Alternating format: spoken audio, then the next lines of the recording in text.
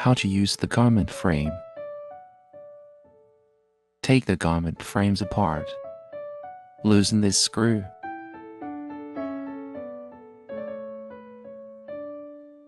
Lift up your shirt. Put this frame with the screw in. The side with this screw should be underneath, convenient for tightening screw later.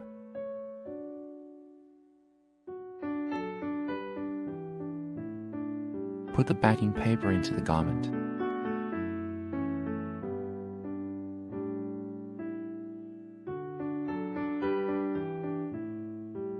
Then put the other frame in and press it.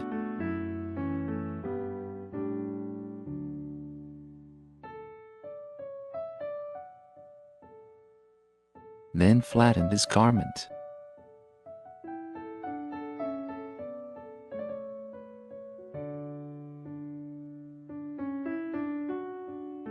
Tighten the screws with a screwdriver.